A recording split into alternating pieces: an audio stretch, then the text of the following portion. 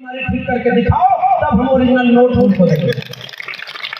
आपसे कहा गया कि जाओगे वहां, यहाँ अगर अपमान सह लोगे, हक अधिकार नहीं मांगोगे, गुलाम की तरह रह लोगे, तो स्वर्ग नरक में दूध दही की नदियां बह रही हैं, और आप उसी में चले गए। हमारे पुरखे अम्बेडकर, फूले पेरियार ने कहा ये जल जंगल जमीन तुम्हारी है। यहाँ के अगर कोई कंपनी खुलेगी तो उसमें रोजगार आपके बेटे को मिलना चाहिए। ये गढ़वा का पूरा जिला सरकारी स्कूल बर्बाद हो गई है। स्कूल का नाम लोहिया समता उच्च विद्यालय चितार है, और आज तक इसका सरकारीकरण नहीं हुआ। ये देखिए, यही बता रहे हैं, ये किसी प्राइवेट के हाथ में अगर गुलामी हो जाएगी तो प्राइवेट तो आपको मजदूर बना देगा। आपके पुरखे आपको मजदूर बनाना चाहते थे क्या? आपका स्कूल ऐसा है कि उसमें केवल इस देश के दलित, पिछड़े, आदिवासी घरों के बच्चे पढ़ाई करने जाते हैं।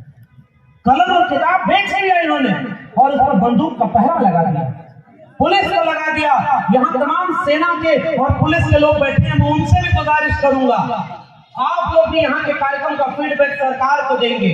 और छत्तीसगढ़ और ये झारखंड में तो उनकी सरकार है जो आबुआ दिलसुम आबुआ राज कहते थे।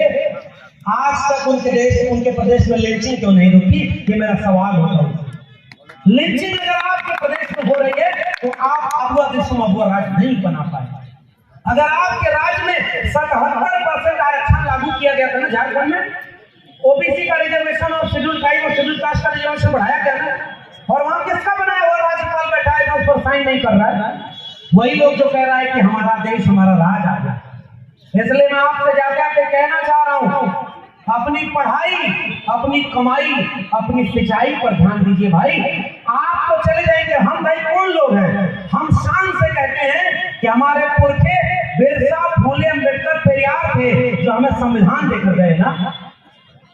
25 साल बाद हमारी आने वाली पीढ़ी हमसे पूछेगी, जब तुम थे तो भारत का संविधान बचा हुआ था, 2023 में तुम केदार में एक सभा करके बाबा साहब की मूर्ति लगवा रहे थे, यानी इतना जगह बची हुई थी, वही जीत गए जो मनुवादी व्यवस्था लागू करना चाहते हैं।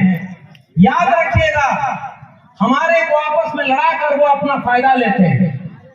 वो आपको दलित को दलित से लड़ा रहे हैं, ओबीसी को ओबीसी से लड़ा रहे हैं, आदिवासी को आदिवासी से लड़ा रहे हैं, और लड़ा करके आग लगाई है उन्होंने मणिपुर में। यहाँ इस कार्यक्रम की सबसे बड़ी सफलता वर्मा जी आपकी यह है कि इतनी तादाद में यहाँ महिलाएं, माताएं, बहनें बैठी हुई हैं। अगर ये ना होती तो मैं इस कार्यक्रम को फेल मानता, और हमारी वक्ताओं में अगर एक वक्ता वो ना होती तो आपका कार्यक्रम अधूरा होता।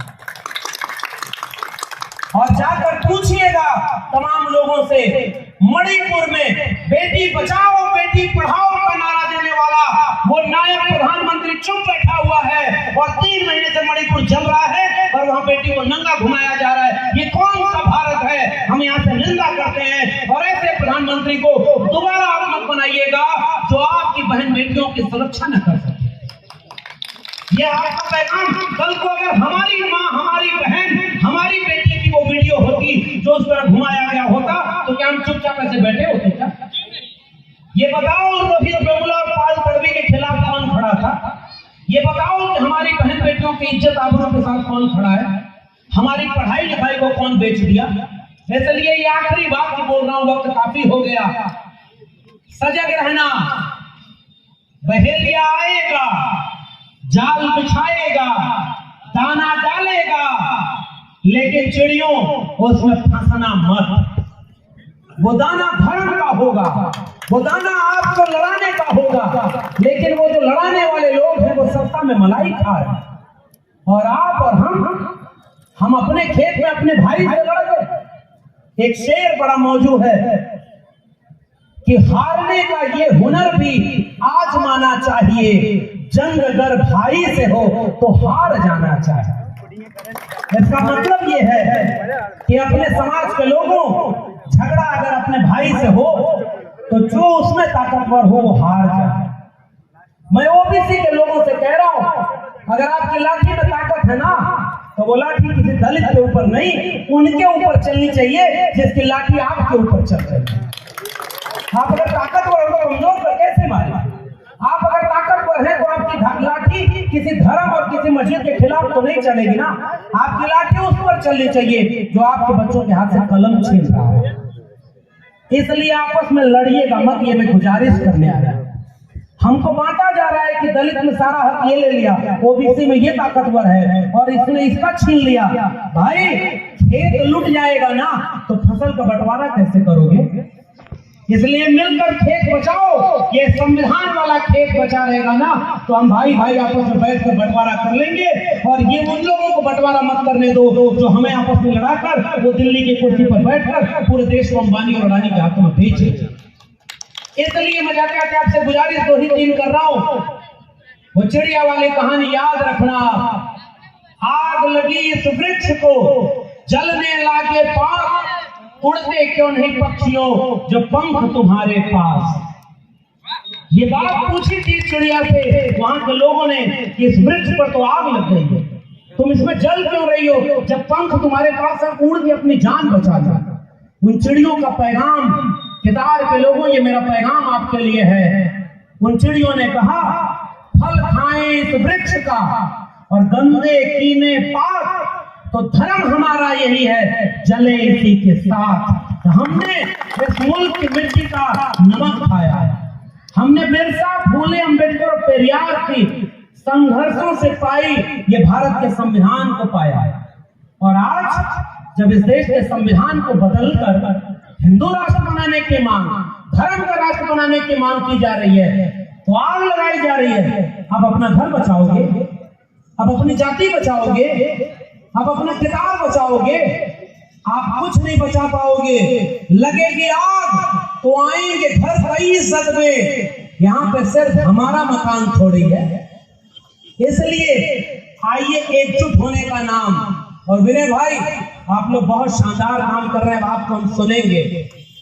वो एक शेर हमारे बड़े प्रिय शायर सैफी ने लिखा है कि टूटेंगी तलवारें टकरा कर तुमसे, हो जाएंगे दुश्मन के तरकश खाली, और हर मैदाने जंग में तुम बेखौफ लड़ो, वक्त से पहले मौत नहीं आने वाली।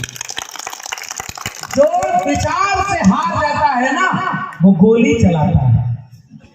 हमारे भाई चंद्रशेखर आजाद पर गोली चलाई गई, उन्हें मारने की कोशिश की गई। ज्योतिबा फूले पर भी गोली चलाई गई, मारने के लिए लोगों को भेजा गया। ज्योतिबा फूले ने उसको बुला कर पूछा कि तुम मेरी हत्या क्यों करना चाहते हो? घोंटीबा उनका नाम है। उन्होंने कहा कि मुझे आपकी हत्या करने के इतने रुपए मिलेंगे। ज्योतिबा फूले ने कहा इसका मतलब बहुत गरीब और लाचार हो, मेरी जान लेकर अगर तुम्हारा पेट भर रहा है तो जाओ तुम जान ले लो मेरी। वो अपना हथियार रखकर पैरों में बैठ गया कि ये ऐसे महापुरुषों को हमें मारने के लिए भेजा गया। घोंटीबा कौन था पता है?